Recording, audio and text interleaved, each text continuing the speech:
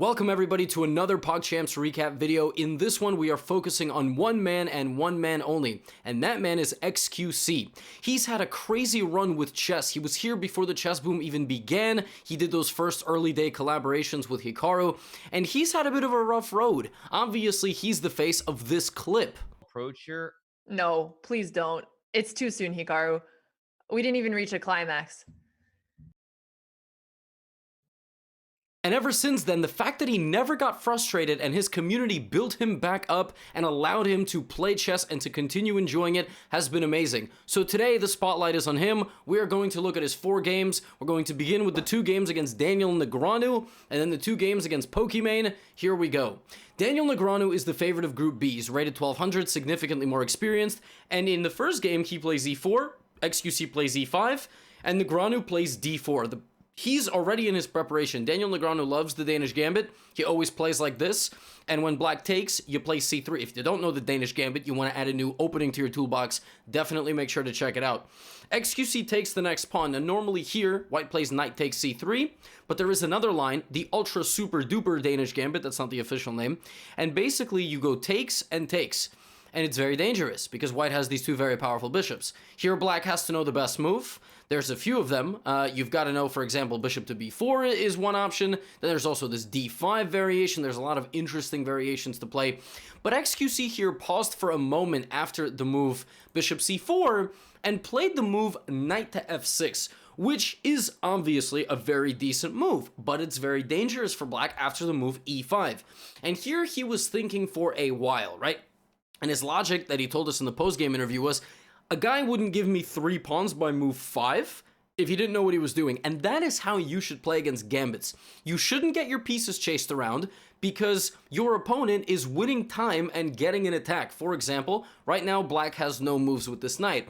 If black goes back to the only safe square, white is going to take back, have 2 pieces developed, go here, and try to immediately bulldoze you because you haven't developed anything. So xQc took his time here and himself found the best move in the position, which is d5. That is how you fight against gambits. You have to strike back. Here, Daniel should have paused. Should have maybe slid his bishop back to maintain pressure on the center, but he didn't. He en passant'd, and the problem is that now black is stabilizing. Knight c3, here the best thing for black to do is castle. xQc plays the move queen to e7 check. White plays bishop to e3, but now we get castles, knight f3, and rather than just lazily developing the rest of his pieces, I gotta give xQc a lot of credit. He plays the move knight to g4. He just immediately goes to punish the setup here, right? So Daniel plays queen to e2, takes, and now rook to e8. So now we've got 2 things coming in here. Daniel sees that and plays knight d5, counter-attacking the queen and defending the pawn on e3. Black responds queen to e4, so xQc gets real in there with the queen, pressuring everybody. Got eyes on everybody, and now white castles. And at this point, xQc plays again the best move in the position, which is bishop to e6. Now he's going to develop his pieces, putting pressure like this, knight to g5, and queen to e5. All of a sudden, the knight is hit and the pawn is hit. The best move to go back. And then black should probably move the queen over here, pressuring this way and this way. But in the game, g3 got played, and Daniel just totally blanked on the fact that the knight has to go back and cover everything. He might have thought that he had blundered. He might have seen queen h5, which also is not a bad move. The point being that you threaten this and you defend this pawn, but black plays h6, so it's not super complicated to spot the move h6, but obviously that would at least temporarily defend h2. But now xQc is up a knight. So rook d1, c6 kicking the knight away. The knight moves. We get takes. Not even takes back. So here, queen takes c4 has to be played. Daniel plays queen h5, and actually here, xQc can remove the defender of the queen completely. This is just a tactic. I guess Daniel's logic with leaving his rook under attack was the fact that the queens are touching, but just takes on this, and xQc is just cleaning up the house. He's up a rook and a bishop. Very clean game. If Daniel had taken back on c4, this is still a threat. Probably the easiest thing to do here is to just take the knight, like, completely. If white takes back, threatening f7, just don't hang it. I mean, just defend the pawn, finish your development, and you're up a knight. And now you have to win the endgame, trade the pieces down. But the way the game went, I mean, xQc just gets his material advantage, and he converts this relatively easily with the exception of blundering this. I don't know if that was planned, but I like the fact that he at least made a luft for his king. But even with this blunder, he is up 2 pieces. So the way you win this when you are up 2 pieces is you centralize your forces, and you have to always be monitoring checks. So he could have won the rook there, but I'm pretty happy with the conversion more or less. Knight c5. Even here, for example, he's allowing Daniel to at least survive for a little while. Small blunder, getting hit with the discovered attack, but we got there. King goes up, pawns start moving, knight starts moving, pawns start moving, everyone's getting a turn. xQc giving everybody a turn, the pawns, the rook, the knight, he's marching everybody up the board. Now here, Negreanu actually makes it a little bit annoying for xQc to make forward progress, so you gotta hit him with the check, discovered attack on the rook, and then you take. And here, Daniel Negreanu resigns the game. It was a long conversion process, but perhaps the most impressive thing for xQc in this game was surviving the opening. Realizing that you're not just going to take all the pawns, fighting back in the center of the board, stabilizing the positions, exactly what he does, and now you start fighting back. That, honestly, is exactly the way you're supposed to deal with gambits. So he goes up 1-0. Daniel Negreanu now has to win. So we flip the board, xQc's got white, we get e4, Daniel responds with the patented thing that he always does, which is the Sicilian defense. We get d4, and he brings out his queen voluntarily, but then he backs up. And then he plays knight c3, he plays knight f3, he plays bishop c4, and bishop back when it's attacked, and castle. So he develops all his pieces. Beautiful. Okay? Now we get bishop b7. I like this. Bringing another piece to the party, not attacking too quickly. Okay. Rook c8. And here xQc was thinking for a long time. First he was looking at knight d5 with the discovered attack potentially. Then he was looking at pawn to e5. And then finally he just decided, very simple, b3. Just finish developing. Finish developing. But Daniel Negreanu plays bishop e7 himself, also developing. And now xQc couldn't resist. He plays the move e5. Of course, bishop b2 finishing development is good. But he plays the move e5. And his idea was that long term, there is a rook and a queen on the same line. So this trade must be good. But Daniel hit him with knight g4, which is a fantastic move from Daniel, hitting the queen and the pawn, punishing immediately. So we get queen to e2, knight e5, knight e5, knight e5. Couple of things have now transpired. First of all, the knight sees the bishop. The rook sees the hanging knight. The bishop sees this diagonal. Here, xQc played bishop f4, which inadvertently was one of the trickiest moves that he could have possibly played. Because when Daniel played knight takes e5 on his stream, he was saying, I have a free knight here because of xQc's last move. xQc played bishop f4, which is the most accidental genius thing that he could have possibly done. His logic here was that if rook takes, take, he has a fork. And technically he's not wrong, because if black were to play bishop to f6, he has a tactic here, which I'm not going to spoil. This looks like it stops everything, but he has a tactic which actually ended up happening in the game. So xQc's logic was that even if I lose my knight, I open up this and maybe there are tricks on the queen. And he was right. Because what ended up happening in the game is we got this exact position. Literally. That is exactly what happened. It would have been better for Negreanu not to even bite on this and to just take the bishop and just get out. So for example, like this, castle his king, and he's completely fine and he's much better. He's got the 2 bishops on the diagonals, he's up a pawn, and he lives to kind of keep the position alive. But what ended up happening in the game after bishop to f4, rook c3, bang, bang, xQc looked for a check. And the hardest thing for Negreanu here, when he's a couple moves out, is that when he sees this, he has to go, are there any checks? And there are, and sadly, there is the queen. However, this is so important. When you make a blunder like that, it's the second blunder that kills you.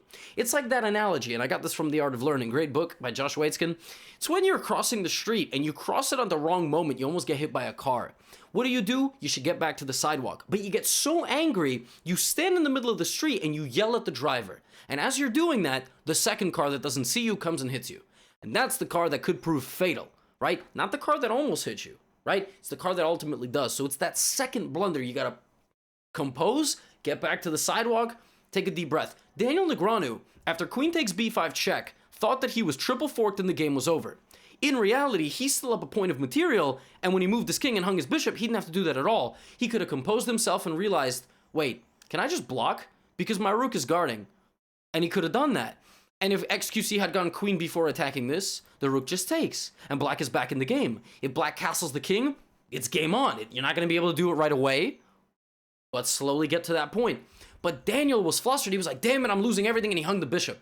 And now that the bishop has been hung, how do you convert this position?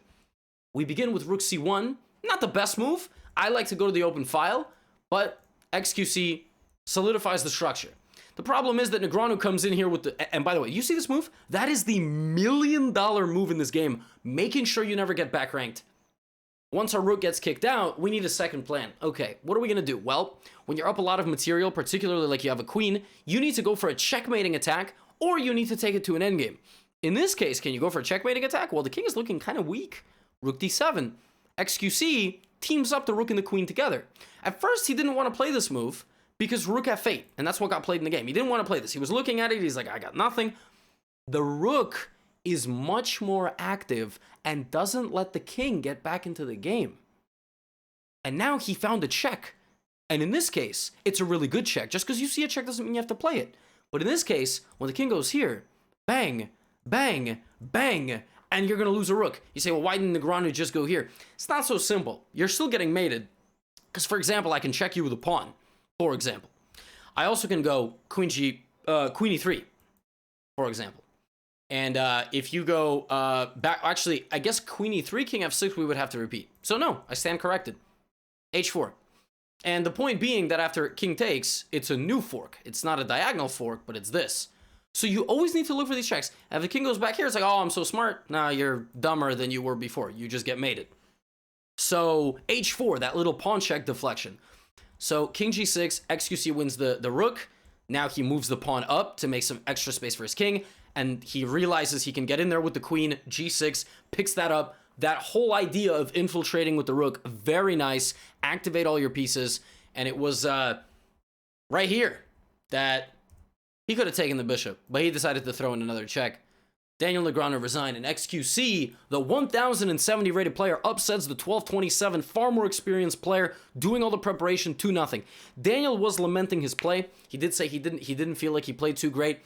And he did make some blunders, but listen, we got to give credit where it's due. xQc was timely with his moves and clean with his conversions. I know that first one last game went a little bit longer than we wanted, but this is where Iron Man xQc comes into play. He couldn't play his match versus Pokimane, the other player in his group, a couple days ago because of the situation in Texas. So he came back about 2.5 hours after this match to play Pokimane.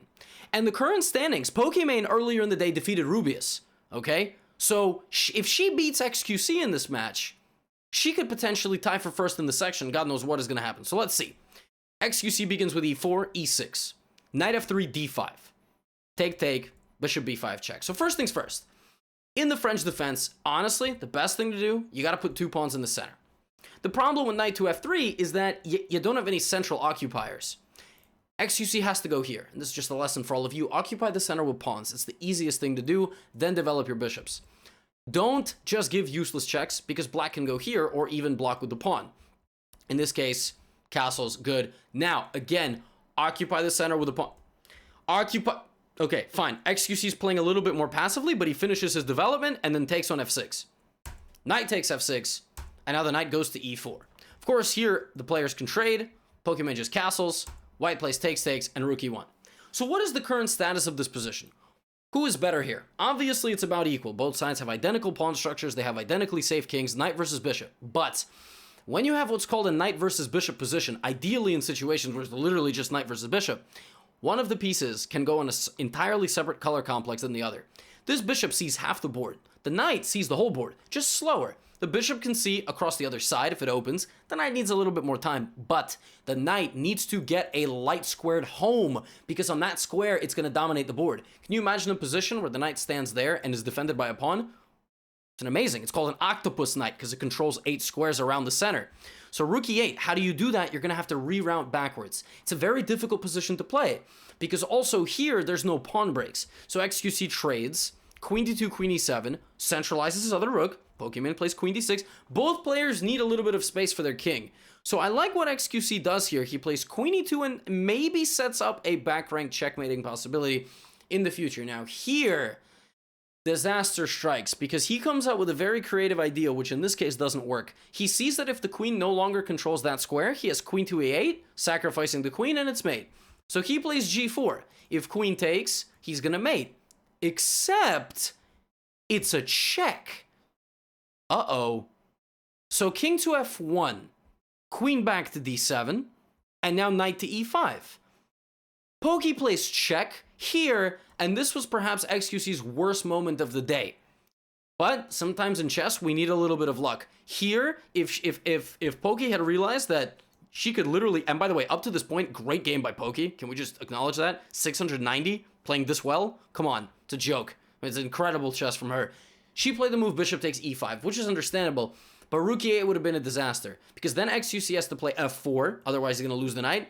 His position's just too weak for white. That one blunder sets him back a lot. But takes h6, he picks up the pawn on c5. She gives him a check, and here she can continue checking him, but she attacks the queen. The queen goes back to the center, and then he centralizes. He gets that one opportunity in the game. Again, it's not the end of the story, but Pokimane was really low on time here, and rather than pushing the pawn, she overthought the situation, and she forgot. She forgot her queen could only be taken, and she couldn't take back because of the pin.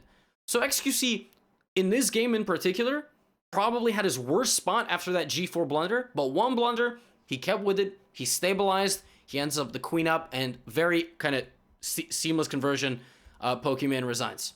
3-0 on the day for Mr. xQc. We go to the final game of the day. Pokimane's looking to fight back. xQc's got the black pieces. We have a London system. e3. e6. Suboptimal. He should get his bishop out first. Not maybe there, because you get taken, but the point being that in queen's pawn positions, your c-pawn is your best friend. You guys know, if you've never heard me say this, the c-pawn needs to occupy the center before the knight comes out in queen's pawn positions, and the bishop needs to not be blocked in. He plays this a little bit more compact, like, again, he gives this check. Gotta stop giving this check. Pawn up, and the bishop goes back. This is good. She plays knight e5, and here, tragedy. xQc was clicking which way to take this, and he clicked the knight. He meant to take with the bishop because he actually had foreseen that this is a fork. But because he clicks pieces before he moves them rather than drag and drop, his last highlighted piece was the knight. So this happens. And now he's like, damn, I'm going to lose a piece. If I move my bishop or my knight, I'm going to lose the other one. Equal or exceeding danger. And he pops out this move, g5. Brilliant. Because if takes or takes, I take your bishop. And if you take my pawn, you lost the guard of this pawn. But Pokimane is too sharp. She plays bishop to g3. xQc goes here. For better, for worse. And actually here, Poki can straight up just take this knight, activating her queen. But she goes for the bishop, takes, and now this. And here, she can take on h7, but she should probably develop her pieces. But she sees that it's a free pawn, she takes with the bishop. What is the drawback of that? You're kind of paralyzed. You're not losing, but it's very unpleasant. You now cannot move your bishop or your rook. You've got to find a way to guard your rook so that you can move your bishop. So xQc plays queen b6. He immediately spots a weakness. Queen comes out to b3.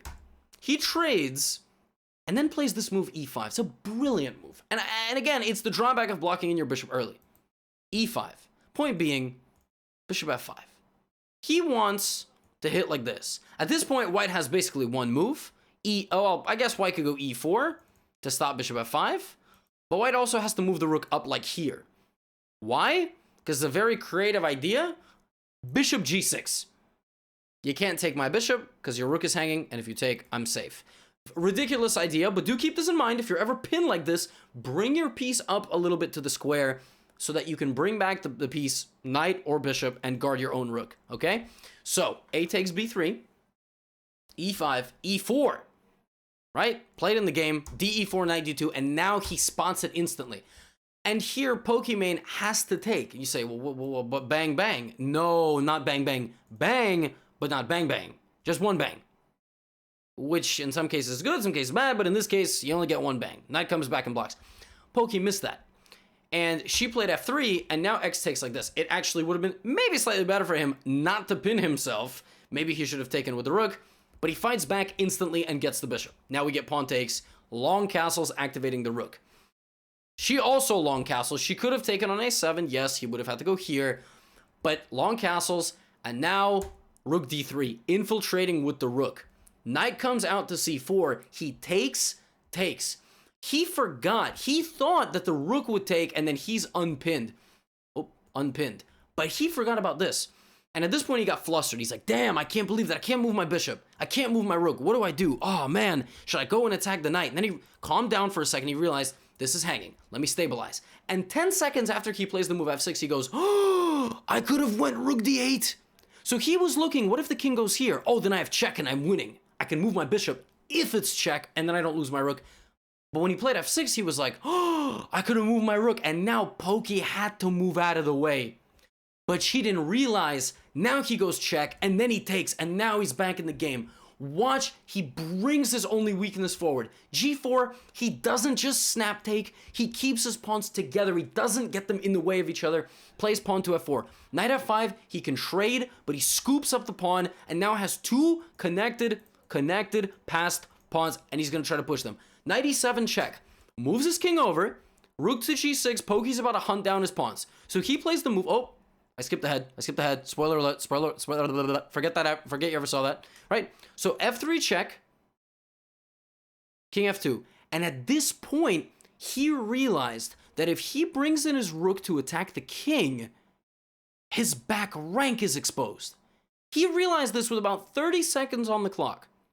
Remember, if your king has no breathing room, check. Poki went here attacking the rook. So he played check, king move, and now he makes a breathing room for his king. All with 30 seconds on the clock, even less. Poki goes check, escape, and Poki also with load time blunders the knight. xQc takes it, pushes the pawn. Actually, a bit lucky because he blundered this, but he's got the bishop covering. Makes the queen, brings the queen, takes the pawn, and e4. And in this position after e3 and queen f1, this was his celebration. Very well played. Yes! Yes! 6-0! Undefeated! Yes, baby!